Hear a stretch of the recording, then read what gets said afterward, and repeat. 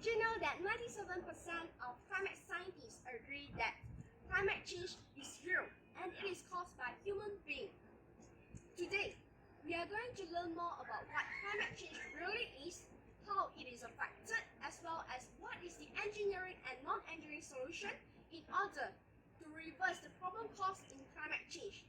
Hello, my name is Alapple, a Year 3 student from Manufacturing Engineering in University Technical Malaysia, Malacca. Today, I will introduce more about SDG 13.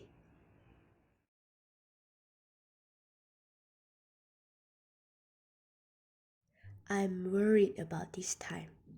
All of a sudden, it was right upon us within seconds. A massive fire was exploded all around the forest and was threatening the life in this forest. A crowd of people has been watching, such as the local and overseas authorities and public nation. But an ominous silence has been eaten up the forest. This incident is horribly familiar to those in Sumatra and Borneo, Indonesia. Petrified voices from public social medias were discussing this fire-burning forest for quite some time. These voices are a cry for action. They signify the urgent and desperate need for all of us to realize that climate change is happening now, right here, on our Earth. There are a few factors of human behavior and social activities that will affect in climate change. I will be discussed on three main factors. First factor of climate change, factories. The question really should be how factories have affected the environment, as there is no doubt that they have played a major role in the damage caused to the environment. In fact, it has been claimed that factories are to blame for as much as 2/3 of the pollution that has caused climate change. As a result of the pollution that is created from toxic and dangerous materials into our environment, not only does the planet's ecosystem come under threat, but our own health is potentially at risk too. Factories might not be the sole contributor to the man-made damage that continues to be done to the planet, but they are certainly one of the biggest. Despite the efforts of governments the world over to reduce the amount of pollution that these factories pump into the atmosphere, there is still so much that has to change if we value our planet. As we touched on earlier, a huge portion of climate change or global warming can be contributed to our reliance on industrial activities over the years. Toxic materials and gases are burnt and released to the atmosphere, such as carbon dioxide and methane. Because these gases are able to absorb radiation from the sun, they have a direct impact on the temperature of the planet. Second factor of climate change, deforestation. Tropical forest trees like all green plants, taking carbon dioxide and release oxygen during photosynthesis.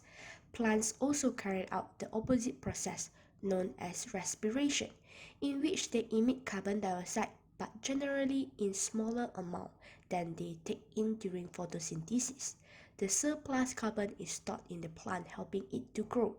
When trees are cut down and burned or allowed to rot, their stored carbon is released into the air as carbon dioxide, and this is how deforestation contributes to climate change. According to the best current estimation, deforestation is responsible for about 10% of all climate change emissions. Why does deforestation occur? Forests are cleared to make way for any of a long list of agriculture products and other human activities. We need to protect tropical forests from deforestation if we want to reduce emissions to the level needed to protect the planet against the worst climate change impacts. Ending deforestation will not solve climate change by itself.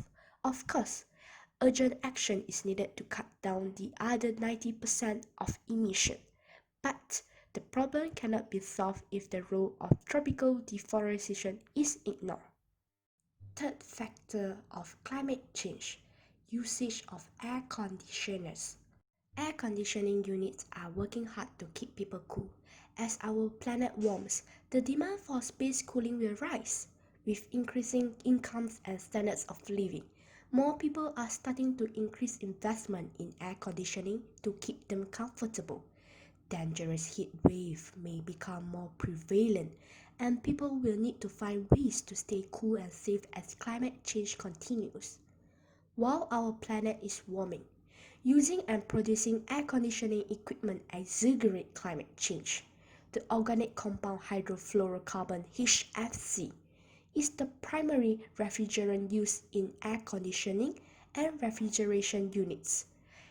HFC are a much more potent greenhouse gas than carbon dioxide and are leaked anywhere from manufacturing air conditioning equipment to installation to the disposal of old units.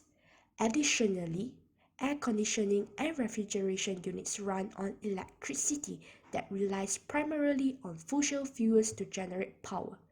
As the need for cooling rises, so too the need of electricity.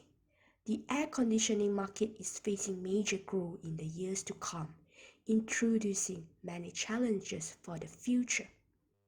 SDG 13 focuses on taking urgent climate action, combat climate change by regulating emissions, promoting developments in renewable energy. The type of action includes number 1, strengthening resilience and adaptive capacity to climate-related disaster. Global population is now half urban and expected to be nearly 70% urban by 2030. Increasing resilience of cities is critical to reduce disaster risk and achieve sustainable development. Cities are also very vulnerable to natural disaster, especially climate-related shocks. Over half of all coastal areas are urbanized and 21 of the world's 33 megacities lie in the coastal flood zones. Coastal cities are particularly affected by sea level rise, coastal flooding and erosion, and extreme events, example tsunamis and storm surge, due to the undermining natural protective barriers, low level of development combined with rapid population growth in low-lying coastal areas, and inadequate capacity to adapt. In addition to the impact on communities and non-human species, the unplanned urbanization also undermines the ecosystem service that support much hard urban infrastructure. This type of development also exacerbates urban vulnerability to climate change impacts, including hydrometeorological and geological hazards. The type of action in SDG 13 also includes number 2, integrating climate change measures into policy and planning. As a key point, big data was the need for higher resolution information about the impacts of climate change and the risks that climate change poses to society. Several parties are developing information platforms to address this issue. Given that many resilience building activities and planning processes take place at the local level, assessing local scale information and continuing to reduce the uncertainty associated with climate projection is of concern to many parties, particularly developing countries likewise in Malaysia.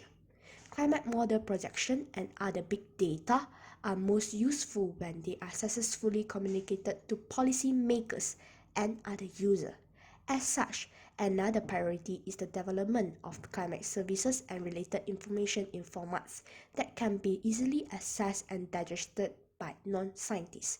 Lastly, the most important context though in SDG 13 is the target for number 3, improving education awareness raising in human and institutional capacity of climate change about mitigation, adaptation, impact reduction, and early warning.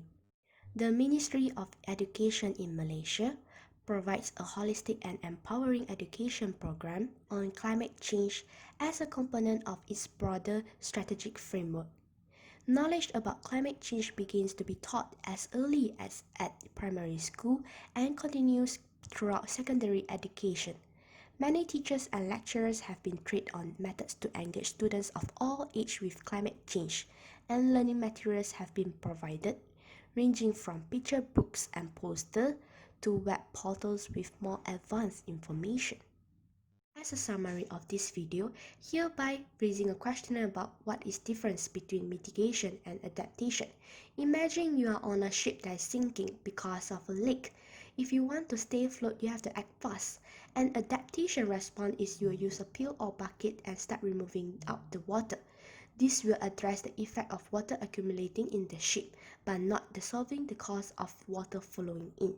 In other hand, mitigation will be a different strategy. It goes directly to the cause of the problem by grabbing planks and hammering the planks to avoid water flowing in the ship. Hence, you can now see how important mitigation is. It is important for all of us to play a part in reversing the problems caused in climate change as fast as possible. Thank you for watching, and we'll see you again.